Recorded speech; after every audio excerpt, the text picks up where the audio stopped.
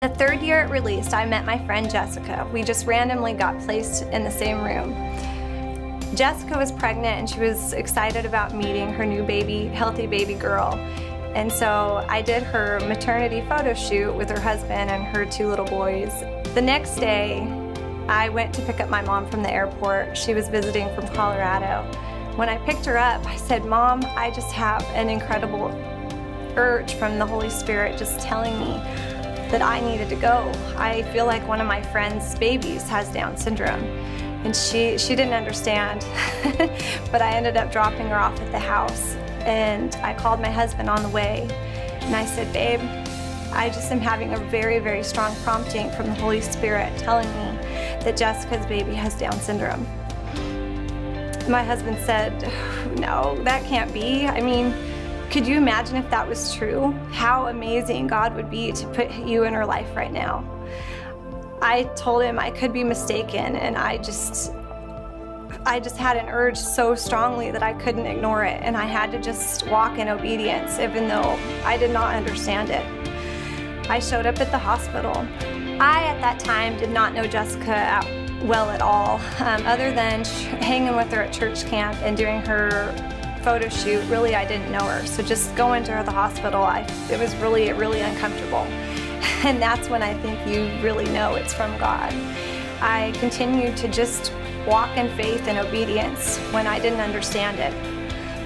I knocked on her door and I walked in, and I immediately felt the sadness in the room. I asked Jessica, "What's wrong? What's going on?" And she told me with tears in her eyes that her baby girl had just got diagnosed with Down syndrome. And with tears in my eyes and overwhelmed with emotion, I told her, "This may sound crazy, but I already know because God prompted me to come here right now." I asked her if she knew that I also had a little girl with Down syndrome, and she didn't.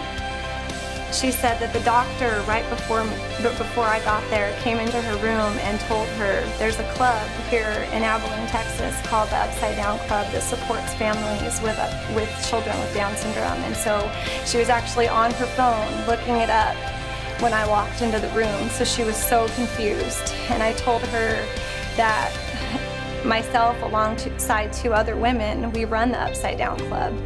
And she was just blown away at the miracle that God hadn't forgotten her, and we're there.